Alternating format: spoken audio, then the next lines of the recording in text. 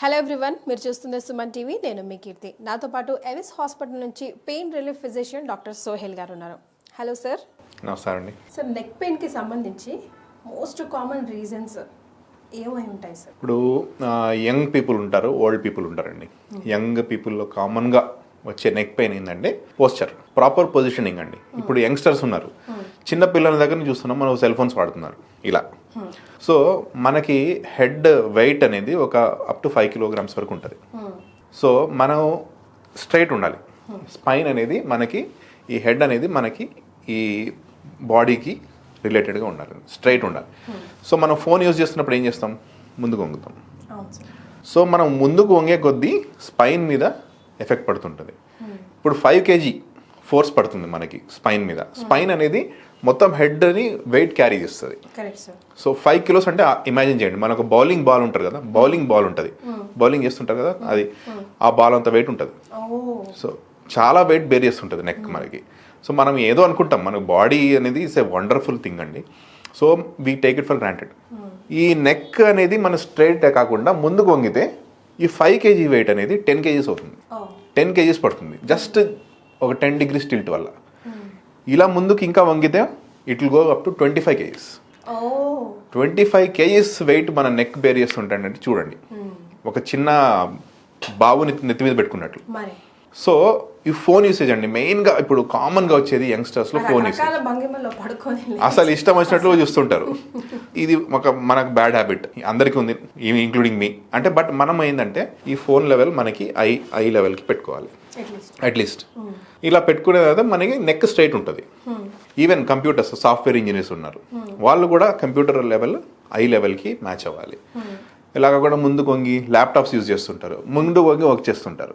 So మనకి back pain వస్తుంది, neck pain వస్తుంది, ఈ రిస్ట్లో ఇంకా రకరకాల పెయిన్స్ వస్తాయి వాళ్ళకి. అయినంత వరకు మనకి నెక్ స్ట్రైట్ ఉండేటట్టు చూసుకోవాలి. పోస్చర్ అనేది మెయిన్ అండి ఈ యంగ్స్టర్స్లో ఇప్పుడు కామన్గా ఉన్న ప్రాబ్లం. ఓల్డ్ ఏజ్కి వచ్చేసరికి అరుగుదల. So as age increases, age wise related bones అనేది అవి వీక్ అవుతుంటాయి. సో దాని రిలేటెడ్ పెయిన్, అది డిఫరెంట్ థింగ్. మరి ఐడియల్ పోస్చర్ ఎలా ఉండాలంటారు సార్? లైక్ అంటే కొన్ని సజెషన్స్ మనం, బికాజ్ ఆల్మోస్ట్ ఆల్ అందరూ చదువుకున్న వాళ్ళే ఉంటారు, సాఫ్ట్వేర్స్ ఎక్కువగా ఉంటారు, ఆర్ డాక్టర్స్ వాట్ ఎవర్, కానీ కూర్చొని పనిచేసే వాళ్ళే వైట్ కాలర్ పీపుల్ ఎక్కువ ఉంటారు. కాబట్టి ఐడియల్ పోస్చర్స్, ఐడియల్ చైర్స్ ఏమన్నా అట్లా ఏమైనా సజెస్ట్ చేయగలుగుతామా? మనకి లంబార్ సపోర్ట్ వచ్చే చైర్స్ ఉంటాయండి. మనకి కర్వేచర్, మనకి నార్మల్ కర్వేచర్ బ్యాక్లో ఇలా వస్తుంది. సో ఆ కర్వేచర్కి సపోర్ట్ చేసే చైర్స్ ఉంటాయి మనకి. అండ్ చైర్ హైట్, ఆ హైట్ ఎంత ఉండాలంటే మనకు షోల్డర్ వరకు ఉండాలి. బ్యాక్ సపోర్ట్ ఇంతవరకు ఉంటే మనకి ఏంటంటే నెక్ సపోర్ట్ కూడా వస్తుంది దానికి. బ్యాక్ వరకు ఇంత వచ్చి నెక్ నుంచి నెక్ సపోర్ట్కి ఇంకొంచెం ఎక్స్టెన్షన్ వస్తుంది. సో ఇంతవరకు ఎఫెక్ట్ మనకి వచ్చేందుకు చూసుకోవాలి అట్లీస్ట్. అది మాత్రం మినిమం అండి. ఎక్కువ డెస్క్ జాబ్ చేసే వాళ్ళకి. సో ఇప్పుడు మనం ఎంత తక్కువ హైట్ అయిపోతే అంత మనకి ప్రెషర్ పడుతుంటుంది. మన మజిల్స్ అన్నీ సపోర్ట్ చేయడానికి దాంట్లోనే ఉండిపోతాయి. సో మజిల్ స్ట్రెయిన్ అనేది స్టార్ట్ అయిపోతుంది. సో ఈవెన్ నెక్, మన పోస్చర్, ఇప్పుడు నేను కూర్చున్నాను, స్ట్రైట్ ఉండాలి. మన సెంటర్ ఆఫ్ గ్రావిటీ మన బాడీ నుంచి వెళ్ళేటట్టు చూడాలి. ముందుకి వెనక్కి ఆ సెంటర్ ఆఫ్ గ్రావిటీ చేంజ్ అవ్వకుండా చూసుకోవాలండి. So as straight as possible ఉండాలి మనం. సార్, నెక్ పెయిన్ కూడా క్రానిక్ కి వెళ్ళే అవకాశం ఉంటుందా? చాలా ఉంటుంది. ఎంత వర్స్ట్ వరకు వెళ్ళొచ్చు? నెగ్లెక్ట్ చేస్తే మాత్రం మనకి నెక్ మూవ్మెంట్ కూడా తావు లేకుండా అయిపోతుంది. ఈ ఇనిషియల్ మజిల్ స్ట్రెయిన్తో స్టార్ట్ అయ్యేది మజిల్ స్పాజంలోకి వెళ్తుంది. స్పాజంలోకి వెళ్ళిందంటే చాలా సివియర్ పెయిన్ వస్తుందండి. సో ఆ సివియారిటీని మనం తట్టుకోవడం చాలా కష్టం. Compare to back, neck pain అనేది చాలా సివియర్ వస్తుంది. సో ఆ సివియారిటీని తట్టుకోవాలంటే యూజువల్గా అవని పని అది. సో మనకి డిఫరెంట్ మెథడ్స్ ఉన్నాయి. సో స్ట్రెచింగ్ ఎక్సర్సైజెస్ అని ఉంటాయి. నెక్ స్ట్రెచింగ్ ఎక్సర్సైజెస్ అనేది కామన్గా చేసుకోవాలి మనం డైలీ, సైడ్ బై సైడ్ ఇలా మనకి. సో ఈ స్ట్రెచింగ్ ఎక్సర్సైజ్ వల్ల ఏమవుతుందంటే ఈ మజిల్ స్పాజం అనేది కొంతవరకు తగ్గుతుంది. బట్ కంప్లీట్ పెయిన్ రిలీఫ్ రావాలంటే సివియర్ స్టేజ్కి వెళ్తే మాత్రం ఏం చేయలేం, మెడిసిన్స్ అయితే వాడాల్సిందే. సో సివియర్ పెయిన్స్ అంటే సర్వైకల్ స్పాండిలోసిస్ ఆర్ ఇంకోటి సర్వైకల్ స్పాండిలోసిస్ అంటే వేర్ అండ్ టెర్ అండి. యాజ్ ఏజ్ ఇంక్రీజెస్, ఏజ్ పెరిగే కొద్దీ మనకి డిగ్రేడేషన్ అవుతుంది. ఎక్కడ సార్ ఇప్పుడు టీచర్స్ లో, పిల్లల్లో కూడా, లైక్ స్పోర్ట్స్ మెన్ లో, ఉమెన్ లో కూడా మనం కామన్ గా చూస్తున్నాం. అది రాసి రాసి రాసి బోర్డు పైన అలా స్పాండిలైటిస్ అని అంటున్నారు. ఎందుకంటే అది మొత్తం వాళ్ళు వేరే టైర్ ఎక్కువ అవుతుంది. వాళ్ళు వాడేటప్పుడు ఇప్పుడు ఇలా రాస్తారు. ఇప్పుడు టీచర్స్ ఉన్నారు, బోర్డ్ పైకి ఇట్లా చూస్తారు. సో ఆ పోస్చర్ వల్ల ఫస్ట్ స్టార్ట్ అవుతుంది. సో అది పెరిగే కొద్దీ ఆ వేర్ అండ్ టైర్ ఎక్కువైపోయి బోన్స్ అనేది డిజనరేట్ అవుతాయి. ఓకే. సో బోన్స్, డిస్క్స్ ఇవన్నీ సరౌండింగ్ స్ట్రక్చర్స్ ఉంటాయి అనమాట. అన్నిట్లో డీజనరేషన్ స్టార్ట్ అయిపోతుంది, దాన్ని సర్వైకల్ స్పాండిలోసిస్ అంటారు. ఓకే. ఇంకోటి మనకి బ్యాక్లో ఉన్నట్లే నెక్లో కూడా డిస్క్ ఉంటుంది. బోన్స్ మధ్యలో డిస్క్ ఉంటాయి, అంటే స్పాంజ్ లైక్ స్ట్రక్చర్ అనమాట. ఆ డిస్క్లో ప్రాబ్లం వచ్చినప్పుడు కూడా ఆ డిస్క్ అనేది బయటకు వచ్చేస్తుంది. ఆ ప్రెషర్కి తట్టుకోలేక డిస్క్ హెర్నియేషన్ అంటారు. మెడలో వెన్నపూస ఉంటుంది కదా, ఆ వెన్నపూస నుంచి నర్వ్స్ వస్తాయి మనకి చేతులకి ఇట్లా. ఆ నర్వ్స్ని వెళ్ళి తాకినప్పుడు మనకి టింగ్లింగ్ సెన్సేషన్ చేతుల్లో ఇవన్నీ రావడం స్టార్ట్ అవుతుంది. It's a bad sign. Okay. So మీకు ప్రాబ్లం ఇంక్రీజ్ అవుతున్నట్లే meaning. So you have to just see the doctor as early as possible. అక్కడ మాత్రం డిలే చేయకూడదు. ఇంకా నమ్నెస్ వచ్చిందంటే there is a considerable amount of nerve damage. దాన్ని pinch nerve అంటే ఆ నర్వ్, ఆ డిస్క్ వచ్చేసి ఆ నర్వ్ని తాకుతుంటుంది, తాకి ఇరిటేషన్ వస్తుందండి. ఆ డిస్క్ లోపల ఒక మెటీరియల్ ఉంటుంది, బయట ఒక మెటీరియల్, లోపల ఒక మెటీరియల్ ఉంటుంది. ఆ డిస్క్ లోపల సాఫ్ట్ మెటీరియల్ అనేది బయటకు వచ్చిందంటే ఆ మెటీరియల్ వల్ల నర్వ్కి ఇరిటేషన్ వస్తుంది, ఇన్ఫ్లమేషన్ అంటారు దాన్ని. సో అక్కడ తేడా వచ్చేస్తుంది మనకి. ఇంకా సివియరిటీ వెళ్తే చేతుల్లో వీక్నెస్ వచ్చేస్తుంది. వీక్నెస్ వచ్చిందంటే it's a very bad sign. దాన్ని రెడ్ ఫ్లాగ్ సైన్ అంటారు. సో ఇలాంటి రెడ్ ఫ్లాగ్ సైన్స్ వచ్చినప్పుడు ఆపరేషన్ అవసరం పడుతుంది. అది రాకముందు మనం మేనేజ్ చేసుకోవచ్చు. సో ఇది రాకముందు మాకు ఎలాంటి సిమ్టమ్స్ వస్తాయి సార్ మీ దాకా రావడానికి? సిమ్టమ్స్ అనేది ఇదే, ఫస్ట్ నెక్ పెయిన్ దగ్గర స్టార్ట్ అవుతుంది, లైట్ నెక్ పెయిన్. తర్వాత మెల్లగా ఇక్కడ చేతులకి రావడం స్టార్ట్ అవుతుంది. ఆ చేతులకు రావడం స్టార్ట్ అయిందంటే నర్వ్ ఈజ్ ఇన్వాల్వ్డ్. సో అసలు ఎప్పుడైనా పెయిన్ వచ్చినప్పుడు మాత్రం డిలే చేయకూడదు. ఇమీడియట్గా వచ్చి చూపిస్తే మనం ఎగ్జామిన్ చేసి ఎక్కడ ప్రాబ్లం వస్తుంది, దేని వల్ల ప్రాబ్లం వస్తుంది, ఎంత ప్రాబ్లం వస్తుంది అనేది మనం అసెస్ చేస్తాం పేషెంట్ని. సో ఇంజెక్షన్స్ తో పోయేది ఎంతవరకు ప్రాబ్లమ్స్ పోతాయి సార్? సర్జరీస్ వరకు ఎలాంటి ప్రాబ్లమ్స్ వెళ్తాయి? ఇప్పుడు ఇంజెక్షన్స్ అనేది ఇనిషియల్ స్టేజెస్లో చేయొచ్చు మనం. టింగ్లింగ్ సెన్సేషన్ అది ఉన్నా కూడా మనం చేయొచ్చు. సర్వైకల్ ట్రీట్మెంట్ కి దీనికి అవసరం పడేది ఇంజెక్షన్స్ వరకు అయితే మంత్స్ పరంగా తీసుకోవాల్సి ఉంటుందా, లేకపోతే కొంతమందికి జస్ట్ సింగిల్ షాట్ అండి, ఒక ఇంజెక్షన్ తోనే చాలా రిలీఫ్ వచ్చేస్తుంది. మినిమం 6 months వరకునే రిలీఫ్ వస్తుంది. మన టెక్స్ట్ బుక్స్ ఏం చెప్తాయంటే 6 weeks to 6 months అని అంటారు. బట్ నేను చూసానండి 1 year కూడా పేషెంట్కి రిలీఫ్ వచ్చేస్తుంది. సో డిపెండ్స్ ఆన్ సివియారిటీ అండి. మీరు ఎంత తొందరగా వస్తే డాక్టర్ దగ్గరికి అంత ఈజీగా మనం ట్రీట్ చేయొచ్చు. లేట్ చేశారనుకోండి మన ట్రీట్మెంట్ పాసిబిలిటీ కూడా చాలా తక్కువైపోతుంది, చాలా కష్టం అయిపోతుంది మనకి. వాళ్ళు పేషెంట్ ఏమనుకుంటారు, ఈ డాక్టర్ చేస్తున్నాడు, ఏం చేస్తున్నాడో ఏందో, మనకి రిలీఫ్ రావట్లేదు, సో డాక్టర్ మీద వేసేస్తారు. అది చాలా ఈజీ అండి వేరే వాళ్ళని బ్లేమ్ చేయడం. బట్ డిలే చేసింది ఎవరు? సో డిలే ఎంతవరకు అయింది, ఎందుకు చేశారు? సో ఆ డిలే చేయకుండా ఎంత తొందరగా వస్తే మీకు అంత ట్రీట్మెంట్ పాసిబిలిటీ ఉంటుంది. సార్ మీ అబ్జర్వేషన్లో ఏ ఏజ్ గ్రూప్ పీపుల్ పడుతున్నారు సార్ ఎక్కువ శాతం, and which gender of people are coming under this problem? Wide range అండి, ఒక ఏజ్ అంటూ ఏం లేదు. ఇప్పుడు 25 years కూడా డిస్క్ ప్రాబ్లం వచ్చిన నేను పేషెంట్స్ చూశాను. Disc problem with radiating pain అలా కూడా చూశాను నేను.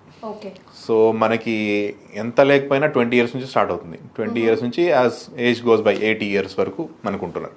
సో ఇట్లానే నెగ్లెక్ట్ చేస్తూ పోతే మనం ఇప్పుడు అన్నట్టుగా ఎక్కడి వరకు వర్స్ట్ వెళ్తుంది అంటే సర్జరీస్ వరకు వెళ్లకుండా ఉండాలంటే ఎప్పుడు గమనించుకొని ఎప్పుడు ట్రీట్మెంట్ ని స్టార్ట్ చేయాలంట? యాజ్ ఎర్లీ యాజ్ పాసిబుల్ అండి.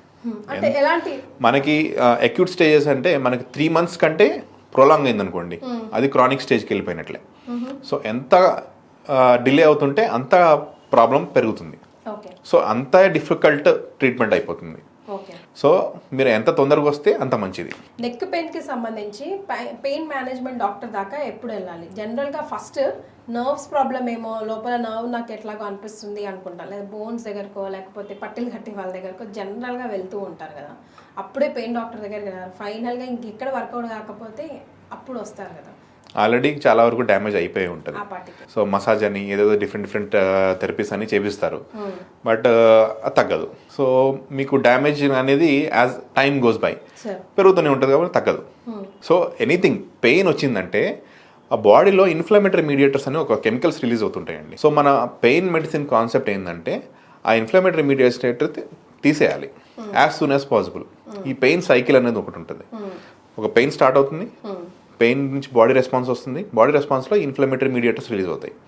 సో ఇంటర్ల్యూకిన్స్ అని, పోస్టాగ్లాండిన్స్ అని డిఫరెంట్ టైప్స్ ఉంటాయండి. దానివల్ల టిష్యూ డ్యామేజ్ కూడా అవుతుంది.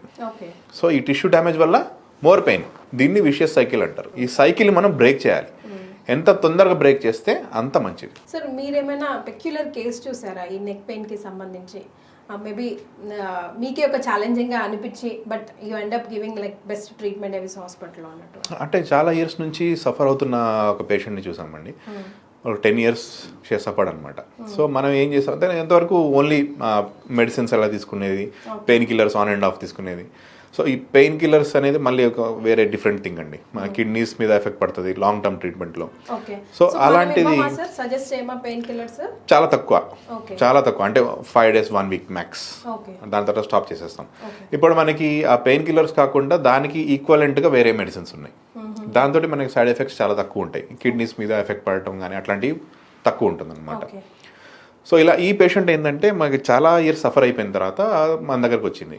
సర్వైకల్ పెయిన్ ఉందండి, స్పాండిలోసిస్ యూజువల్లీ. సో మనకి సర్వైకల్ ఎపిడ్యూరల్ ఇంజెక్షన్ ఇస్తాం. లోపల నెక్లో ఇంజెక్షన్ ఇచ్చేస్తే మనకి ఇమీడియట్ రిలీఫ్ వస్తుంది. So one type of drug will cause immediate relief. ఇంకో టైప్ ఆఫ్ డ్రగ్ స్టెరాయిడ్ అనేది ఉంటుంది. ఆ స్టెరాయిడ్ అనేది 6 months వరకు ఎఫెక్ట్ వచ్చేస్తుంది. ఇంకా 1 year వరకు రావచ్చు. డిపెండ్స్ ఆన్ ది ఎప్పుడు వస్తున్నారు మీరు పేషెంట్. తొందరగా వస్తే తొందరగా రిలీఫ్ వస్తుంది, ఎక్కువ కాలం వస్తుంది రిలీఫ్. ఎక్కువ బాడీలో డ్యామేజ్ అయ్యే కొద్దీ ట్రీట్మెంట్ అనేది డిఫికల్ట్ అయిపోయింది. So she was very happy. ఎన్నో ఇయర్స్ నుంచి భరించి వస్తూ ఒక 1 day వస్తూ అబ్బా అనుకుందంటే. ఎస్, మనం చెప్పాను కదండి, పెయిన్ సైకిల్ని మనం బ్రేక్ చేయాలి. ఇంకో పేషెంట్ ఒక హిప్ జాయింట్ పెయిన్తో వచ్చారండి. 15 years షీ వాజ్ సఫరింగ్. అంటే తనకి ఆటోఇమ్యూన్ కండిషన్ ఉంది, SLE అని. దానికి ట్రీట్మెంట్ తీసుకుంటుంది. స్టెరాయిడ్స్ అనేది లాంగ్ టర్మ్ నుంచి తీసుకోవాలి. అది తప్పదండి వాళ్ళకి. ఆ బాడీ మన ఇన్ఫ్లమేటరీ రెస్పాన్స్ అది తీసుకోవాలంటే ఆటో ఇమ్యూన్ డిసీజ్ అంటుంది దీన్ని. ఆ ఇమ్యూనిటీని మనకి బ్రేక్ చేయాలి. సో ఆ స్టెరాయిడ్స్, మీథోట్రెక్సైట్ అని కొన్ని ఉంటాయి. ఆ మెడిసిన్స్ తోటి షీ వాజ్ సఫరింగ్ అనమాట. హిప్లో పెయిన్ వచ్చింది. సో నేను 15 years నుంచి సఫర్ అవుతున్నాను డాక్టర్, ఏమైనా చేయండి ప్లీజ్ అని చెప్తే నేను లాస్ట్ వీక్ ఒక ఇంజెక్షన్ ఇచ్చాను. ఆ నర్వ్స్ సప్లై, హిప్ జాయింట్కి నర్వ్స్ సప్లై ఏమైనా చేస్తున్నానంటే ఆ సప్లై లేకుండా మనం బ్లాక్ చేసాం, ఆ పెయిన్ రాకుండా. ఇప్పుడు 1 week తర్వాత చూస్తే షీ నార్మల్గా నడుచుకుంటూ వస్తుందండి. అది పేషెంట్ సాటిస్ఫాక్షన్ అండి. అండ్ మోర్ ఓవర్ మాకు సాటిస్ఫాక్షన్ వస్తుంది ట్రీట్మెంట్ చేసినందుకు. అదే మనం ఒక పేషెంట్కి ఇంత హెల్ప్ చేసాం అన్నట్టుగా. సార్ వీళ్ళంటే వాళ్ళకే తెలుస్తుంది సార్, ఆ పెయిన్ వాడికే తెలుస్తుంది అన్నట్టుగా. మనకు చెప్తూ ఉంటారు, మనం ఈ రోజు ఇదే కంప్లైంట్ అనుకుంటుంటాం కానీ వాళ్ళకే తెలుస్తుంది. అవునండి, ఎవరైతే బాధపడుతున్నారో వాళ్ళకే తెలుస్తుంది. పక్క వాళ్ళు ఏమనుకుంటారు, ఏదో చెప్తున్నారు, కావాలని చెప్తున్నారు, అటెన్షన్ సీకింగ్ కోసం చెప్తున్నారు అని. అలా మాత్రం చేయకుండా. ఇప్పుడు మన ఇండియాలో వేరే కంట్రీస్లో అదే తేడా. ఇండియాలో ఏముందులే అనే యాటిట్యూడ్ ఉంటుంది. ఫారిన్ వేరే కంట్రీస్లో అయితే వాళ్ళు ఏ దానికి కాంప్రమైజ్ అవ్వరు. ఏమైనా వస్తే ఇమ్మీడియట్గా వెళ్ళిపోతారు ట్రీట్మెంట్ కోసం. సో అక్కడ మనకి తేడా ఉందండి చాలా. వాళ్ళకి మన మైండ్ సెట్లో తేడా రావాలి ఫస్ట్ ఆఫ్ ఆల్. ఇంకోటి నెగిటివ్ మైండ్ సెట్ ఉంటుంది. చాలా మందికి ఏంటంటే డాక్టర్స్ మీద నెగిటివ్ ఉంటుందండి. వీళ్ళు డబ్బులు లాగడానికి చేస్తారు, ఏదో ఒకటి చెప్తారు, కావాలని చేస్తారు, లేనిపోని రాస్తారు. లేనిపోని ఎందుకు రాస్తామండి, మాకేమొస్తుంది? పేషెంట్కి ఫస్ట్ రిలీఫ్ రావాలి. పేషెంట్ రిలీఫ్ వస్తే వాళ్ళు నలుగురికి చెప్పుకుంటారు. సో అది ఇంపార్టెంట్ అండి. దట్స్ అంటే డబ్బులు సంపాదించడం కాదు. డబ్బులు అంటే అందరూ చేస్తారండి, అందరూ సంపాదిస్తారు. డబ్బులు అనేది అందరికీ కావాలి. So it's by product. Money is always a by product. But what patient satisfaction is giving, that is the major thing అండి. కానీ ఎవిస్ హాస్పిటల్కి వస్తే ఎంత మంది ఉంటారో సార్ అక్కడ పేషెంట్స్, బాబాయ్ వాళ్ళని చూస్తే. కానీ ఎంతమంది లోపలికి వస్తారో అంతమంది హ్యాపీ ఫేసెస్ కూడా పాపం బయటికి వెళ్తూ ఉంటారు. ఎగ్జాక్ట్లీ. అసలు కార్లలో కూర్చోడానికి రాకుండా ఇబ్బంది పడుతూ వచ్చి కానీ ఫైనల్గా హ్యాపీగా. మొన్న షూట్కి వచ్చినప్పుడు కూడా ఎవ్రీబడి వేర్ లైక్ అమ్మ మాకు మంచి డాక్టర్ని పరిచయం చేశారు, సుమన్ టీవీ ద్వారానే తెలిసిందని కానీ, రాజా గారిని కానీ, మిమ్మల్ని కానీ. That's good, great job. అదొక మంచి వర్క్ సాటిస్ఫాక్షన్ డెఫినెట్లీ అండి. మన క్వాలిటీ వర్క్ అనేది చేయాలండి. ఇప్పుడు అవసరం ఉందా లేదా? ఇప్పుడు కొంతమంది పేషెంట్స్ వస్తారు. మనకు పేషెంట్ వచ్చారు, షీ నీడ్ సర్జరీ. చెప్పేసాను నేను, అంటే స్టార్టింగ్ మీకు ఫస్ట్ ఆప్షన్ సర్జరీ అమ్మ. సెకండ్ ఆప్షన్ మీకు సర్జరీ చేసుకోవడం భయం ఉంటే ఒకసారి ట్రై చేయొచ్చు. మనం ఇంజెక్షన్ ఇచ్చి చూద్దాం, తగ్గితే తగ్గింది. అది కూడా నేను చెప్తానండి క్లియర్ కట్గా. 50% మాక్సిమం 50 to 60% వరకు రిలీఫ్ వస్తుంది. చేద్దామంటే చేద్దాం, లేకపోతే surgery is the first option. So clear కట్గా పేషెంట్కి ఎక్స్ప్లెయిన్ చేయాలండి. ఎస్ అలా కాకుండా మీకు డెఫినెట్గా రిలీఫ్ వస్తుంది, 100% రిలీఫ్ వస్తుంది, ఇట్లాంటివి మాత్రం no, we don't do that. Alright sir, thank you so much for joining. Thank you.